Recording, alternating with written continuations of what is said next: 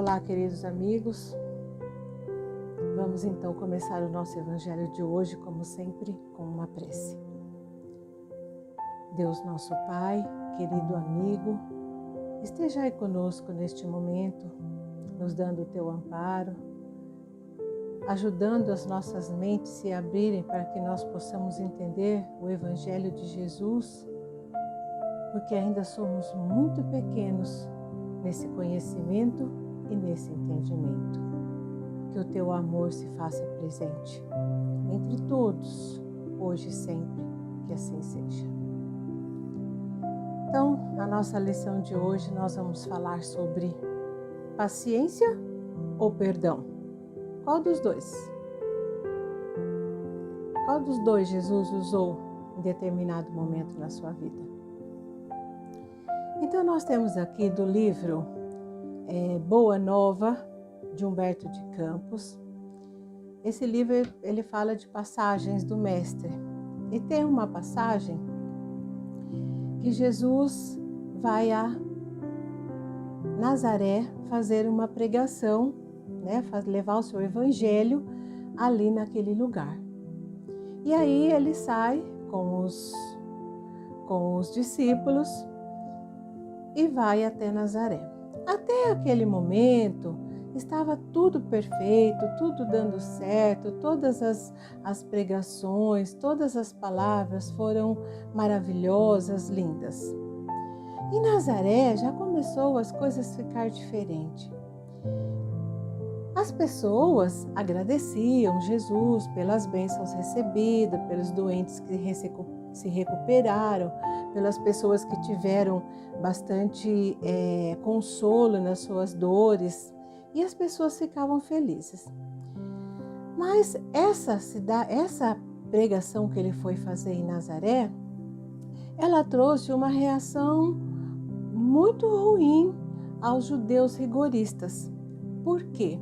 Porque para eles, Jesus, diante daquilo que ele dizia, ele era um perigoso revolucionário, porque contradizia aquilo que era a lei deles, O amor que Jesus pregava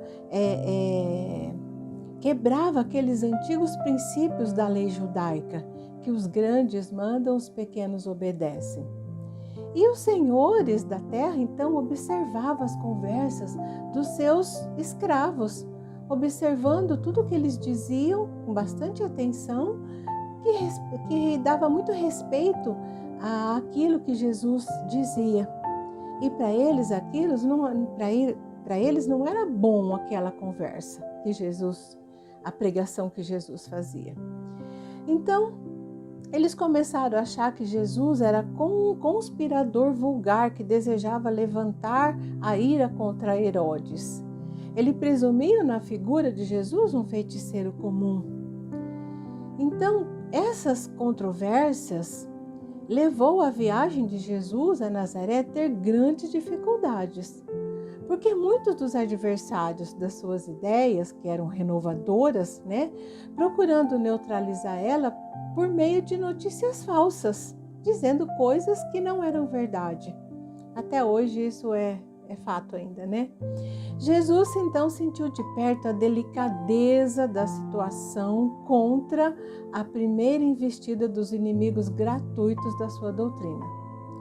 Ele aproveitou a oportunidade, o ocorrido, para os seus ensinamentos. Quer dizer, mesmo em meio àquelas controvérsias todas, ele aproveitou os pequenos momentos que tinha para que pudesse falar do seu evangelho, falar da sua doutrina. Os discípulos se revoltaram com aquilo de ouvir tantas injúrias daquela forma.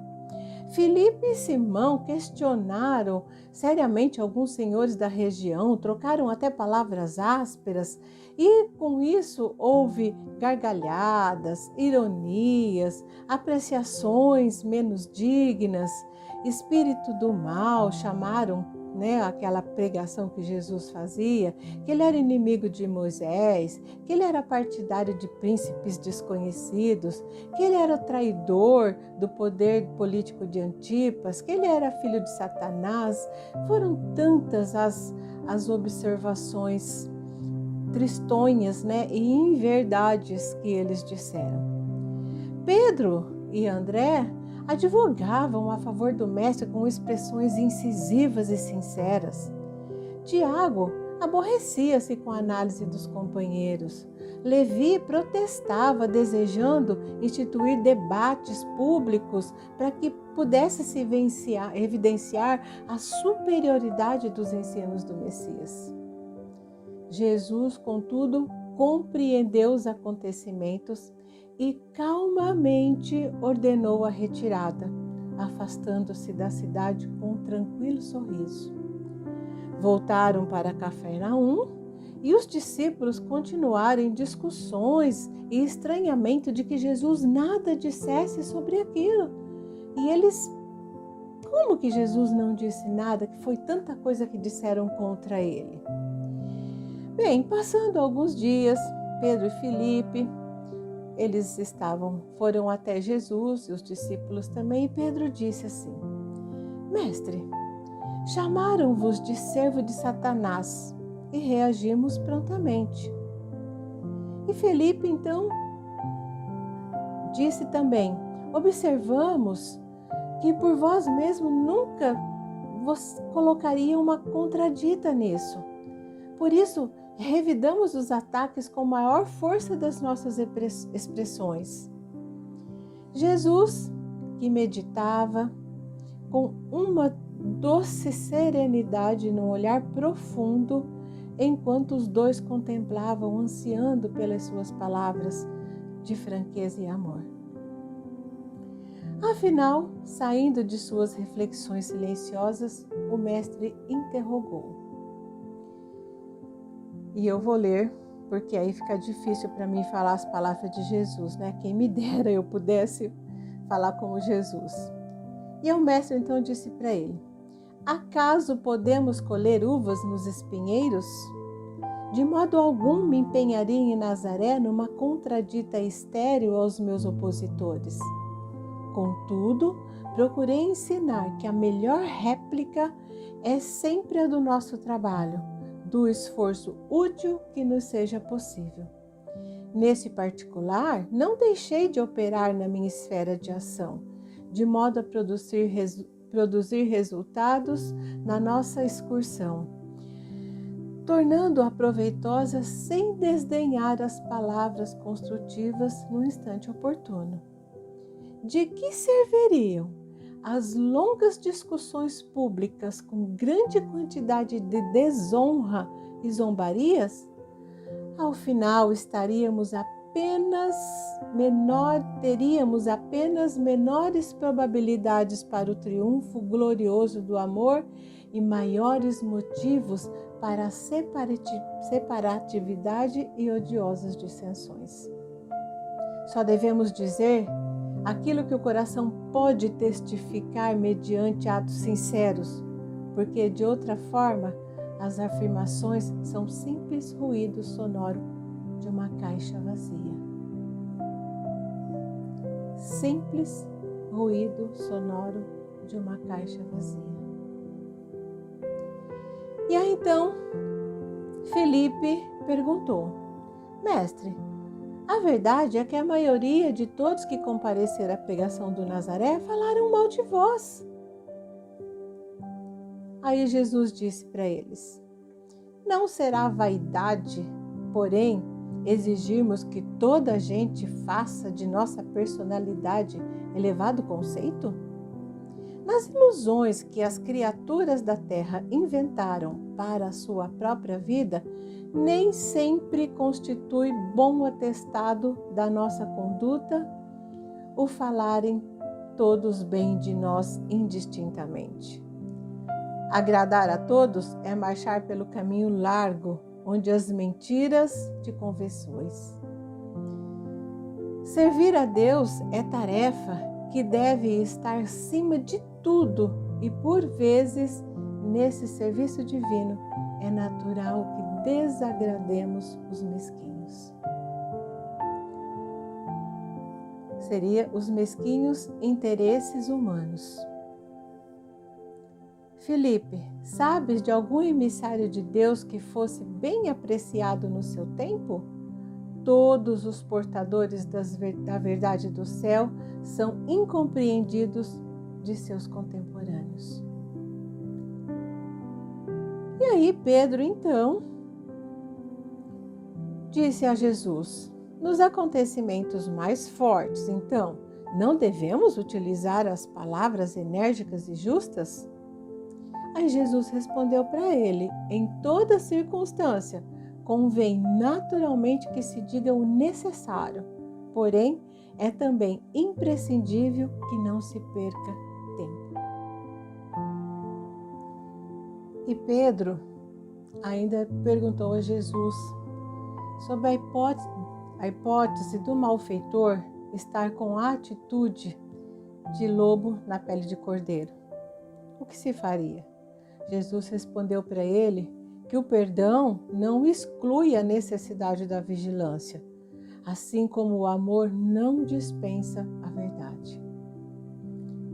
Ainda disse para ele que não podemos saber se o nosso adversário está disposto à conciliação. Todavia, podemos garantir que se nada fará sem a nossa boa vontade e pleno esquecimento dos males recebidos. Foi aí então que veio Simão Pedro, perguntou a Jesus então: quantas vezes eu devo perdoar o meu inimigo? Que é o que está no Evangelho, né? E Jesus, todos nós sabemos que responde a ele que não digo 7 vezes, mas 70 vezes 7 vezes. Aí eu pergunto a vocês agora, nesta passagem, né, de Jesus com os seus discípulos, Jesus usou mais a paciência ou ele usou mais o perdão? Aparece no escrito, né, que ele usou mais o perdão. E nós sabemos o quão necessário é o perdão. Mas, contudo, ele usou, antes de chegar nesse perdão, ele usou a paciência. Não aparece escrito no texto. Mas quando Jesus compreendeu os acontecimentos que estavam ali naquele momento e que ele serenamente, calmamente ordenou a retirada, afastando-se da cidade com um tranquilo sorriso, ele mostrou ali a paciência. Senão ele já explodia de uma vez também, como fizeram os discípulos. E um segundo momento que ele também mostrou a paciência foi quando os irmãos ali, esperando pela resposta dele, imagina os olhares de ansiedade que estava no mestre com a espera do que ele iria dizer. E ele meditou tranquilamente, foi muito doce, usando de serenidade, com um olhar profundo, para que ele pudesse vir a falar com os discípulos dele. Então, no próprio Evangelho, nós temos lá a passagem do Evangelho que fala da paciência. Ele fala que a paciência é quando no Evangelho é um irmão, né? Um irmão que não foi foi um espírito que falou sobre a paciência. Ele se identifica como um irmão. Quando ele fala da paciência, ele fala assim, que a dor é uma bênção que Deus envia aos seus eleitos. E a gente não gosta da dor, né? A gente quer se livrar logo das dores. Ainda ele fala assim, que não vos aflijais, pois quando sofrerdes, mas, ao contrário, bendizei o Deus Todo-Poderoso que vos marcou com a dor aqui para a glória no céu. O que todos nós sabemos, que as dores, ela faz a nossa evolução. Quando nós passamos por uma dor, quando essa dor termina, nós temos um grande aprendizado. E se assim não fosse, nós iríamos continuar nessa ignorância por muito mais tempo ainda. Não só por 2022 anos, mas por muito mais tempo ainda. E ainda ele diz no Evangelho: sede pacientes, a paciência é caridade e deveis praticar a caridade ensinada pelo Cristo. E há ainda uma bem mais penosa, porém mais meritória: perdoar aqueles que Deus colocou no vosso caminho para serem instrumentos de vossos sofrimentos e pôr em prova vossa paciência. Nós observamos que falar, né? Tenha paciência, é fácil. Mas quando chega a nossa vez, é difícil. Porque nós não queremos sofrer, porque nós achamos que é um desaforo. Nossa, nós achamos tantas coisas. Mas aí nós temos algo ainda que caminha junto conosco, né? E eu vou fazer uma pergunta, várias perguntas para você, que eu já fiz para mim, tá? Várias perguntas.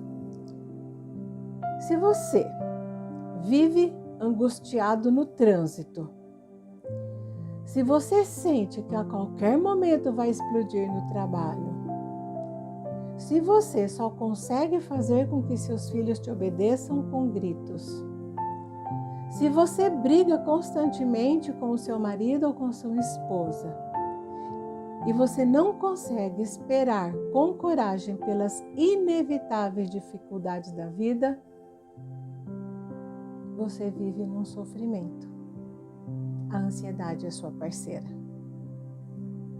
Eu não sei o que cada um pensou de si aí neste momento. Mas então nós temos muito comum conosco a ansiedade, que nós queremos tudo rápido. Se tem uma doença, eu já quero que na primeira dose o remédio dê certo. Se alguém está travancando o meu caminho, eu já quero que logo já saia. E a gente vive assim, querendo que tudo seja muito rápido. E uma coisa que eu tenho observado é que no trânsito as pessoas andam muito ansiosas, profundamente irritadas. Elas fazem manobras terríveis para chegar mais, para passar na frente do outro, não é nem para chegar mais depressa, porque muitas das vezes ela tem tempo, mas é para passar na frente do outro. Então está existindo uma competitividade que está trazendo muitos desalinhos à nossa vida espiritual. Então, olha, veja bem, nós não podemos dizer que alguém ou algo, né, me fez perder a paciência. Porque se eu digo isso, que é comum a gente dizer, também não deu, perdi a paciência. Mas é porque você não tem. Porque se você tivesse, você não teria perdido. Então não adianta justificar, é uma justificativa, né, que nós damos para a nossa impaciência, mas que nós temos que repensar nisso. Paciência teve o Cristo, de ver tudo aquilo e serenamente, porque ele sabia que tudo tem um momento. E nós também sabemos, só que não temos paciência para esperar o momento chegar. Então vamos ver o que é paciência. Vamos ver. A paciência, segundo um autor aqui, é em essência a capacidade de não perder a calma, mantendo um equilibrado controle emocional ao longo do tempo. Ser paciente é ter a capacidade de tolerar erros ou fatos indesejados, além de suportar dificuldades e incômodos de todos os tipos. Ter paciência também significa a capacidade de persistir tranquilamente, acreditando que você conseguirá o que quer. E é desse jeito. O próprio Evangelho ensina isso em outras palavras, mas é bem assim. Então, paciência ainda é ouvir outra pessoa com atenção, sem pressa e com calma, procurando entender a visão de mundo dela. E a gente já fica, ai meu Deus do céu, ai que conversa chata, não é? Nós já ficamos assim. Por último, paciência também é a capacidade de se livrar da ansiedade. Então, quer dizer, eu nunca tinha visto assim uma definição de paciência. Tem várias aqui. E eu já aproveitei algumas para mim. Para falar a verdade, eu sempre digo que eu vim nesta existência para ter paciência, que tem muitas situações que eu não tenho paciência. Aí eu perco, entendeu? Não dá para aguentar. É assim, desse jeito. O Einstein, ele disse uma frase que é bastante interessante.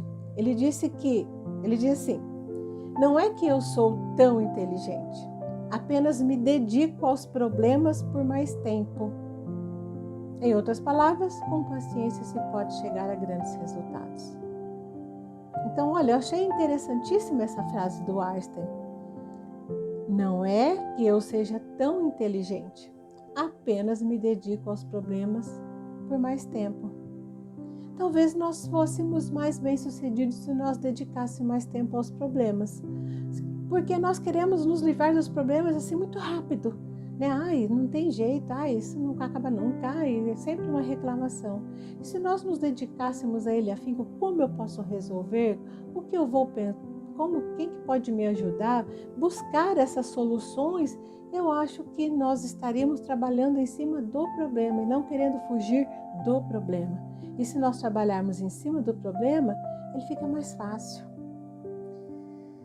Aí, no Evangelho, vem escrito para nós assim: a vida é difícil. Ela se compõe de 1000 ninharias que são alfinetadas que acabam por nos ferir. Mas é preciso olhar tanto os deveres que nos são impostos, quanto as consolações e as recompensas que recebemos. Se nós fôssemos avaliar, puséssemos na balança, nós chegaríamos à conclusão que nós temos mais coisas boas do que coisas ruins. E a gente foca tanto negativamente nas coisas ruins que parece que elas tomam mais tempo da nossa vida. E elas ficam maiores do que o que na realidade ela é. E aí nós sofremos barbaridade, temos uma pena de nós. Mas não é assim na vida. As dores é a nossa alavancada para um mundo melhor. Nós temos muitas coisas a agradecer. Nós temos muito mais bênçãos do que dores. E no Livro dos Espíritos, na pergunta 886, o Kardec pergunta aos espíritos: qual o verdadeiro sentido da palavra caridade como a entendia Jesus? E os espíritos responderam para o Kardec: benevolência para com todos, indulgência para com a imperfeição do outro e perdão das ofensas. Tudo depende de nós. Nós somos o agente da nossa história. O perdão das ofensas, que é uma coisa difícil para nós, não, já perdoei, mas a primeira oportunidade que você tem, você fala, aquela vez, aquela pessoa me fez isso. Então, o perdão das ofensas é crucial para o nosso crescimento espiritual. Lá atrás, Jesus disse que o meu inimigo eu devo estar avaliando. Não é porque eu perdoei que já, pronto, ele é totalmente meu amigo. Não, ele não é meu amigo. Mas, contudo, eu não tenho sentimento de maldade com ele. Então, se eu procurar entender aquela pessoa, fica mais fácil de perdoá-la. Vamos fazer uma análise aqui. Vamos supor, eu estou aqui conversando com vocês e de repente eu me levanto e saio. vocês não sabem o motivo pelo qual eu saí. Então, já vai levantar uma hipótese, que é o que eu faria também. O que será que aconteceu? Será que alguém caiu? E aí, cada um, eu acredito que a maioria vai ter o mesmo pensamento, a mesma hipótese, mas vai ter pessoas que vai divergir. Por que eu saí daqui? Bem, entre os motivos que eu me recordei, que eu pensei, pode sim, alguém passou mal e eu me levantei e saí. Pode ser um barulho muito forte de algum cômodo da minha casa e eu levantei e fui ver o que era. Pode ser um carro que bateu no muro da minha casa e eu, mas o que é isso? Vou lá ver o que foi que aconteceu. Eu esqueci a panela no fogo e está cheirando queimado. Levantei para apagar o fogo. Pode ser uma dor de barriga que me fez levantar. Pode ser alguém que tenha gritado por socorro. Ou pode ser simplesmente uma barata que voou perto de mim. Que pode ter certeza que eu teria levantado correndo. Tem alguém que pode ter tido uma hipótese diferente dessa. Mas quantas hipóteses tem aqui nesse momento de que por uma única atitude, né? Aqui eu tenho acho que umas 7 hipóteses mais ou menos. E na realidade pode ainda não ser nenhuma dessas que foi dito. Então, se eu conseguir entender o meu próximo e seguir Jesus, né, da forma como ele amou, eu sou capaz de perdoar. Como? Se eu também, que se perdoar é difícil, se eu parar para analisar o mal que eu recebi de alguém, qual motivo aquela pessoa fez aquilo para mim? Na maioria das vezes não é o motivo que a gente pensou. Na maioria das vezes é um motivo bem diferente e nós estamos julgando. E como disse André Luiz, a nós compete trabalhar. O julgamento pertence a Deus. Então nós temos que pensar que da mesma forma como que eu me levantei daqui, me levantaria daqui, cada um teria uma forma de pensar por quê? As pessoas quando nos fazem algo mal, também elas têm uma forma de pensar por quê? Aliás, trocando, as pessoas também têm um porquê que elas fizeram e muitas das vezes não é aquele que eu pensei. Então, meus irmãos, mais uma vez, procuramos entender o nosso próximo. Seguimos o Jesus que amou tanto, que perdoou e teve muita paciência. Com toda certeza, nós vamos levar ainda milhares de anos para chegar aonde Jesus está. Um dia chegaremos. Mas enquanto não temos essa capacidade, não vamos nos apoiar de que eu não tenho paciência, perdi a paciência. Então vamos buscar fazer o nosso melhor. Vamos trabalhar na tentativa e erro. E vai chegar a hora que nós vamos conseguir fazer em todas as situações, sem exceções. Mas nós temos que ter esse conhecimento de que nós não temos ainda essa capacidade. E temos que pôr o trabalho em cima disso, mas eu vou conseguir. E se nós nos propusermos a fazer isso, nós somos capazes. E aí, naturalmente, estaremos mais evoluídos. Porque também se formos fazer pensando, não, vou ser bom para o meu inimigo agora porque eu quero um degrau no céu. Acabou. Pior, não vai sair do lugar, né? Tem que ser tudo com muita verdade, como disse o nosso irmão lá atrás, Jesus para os seus discípulos.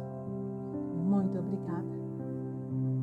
Que Deus, que é infinita luz e bondade, que é paz e misericórdia, nos proteja. E que possamos nós, neste momento, fazer com todo carinho, com o melhor do nosso coração, a prece que Jesus nos ensinou. Pai nosso que estais nos céus, santificado seja o seu nome.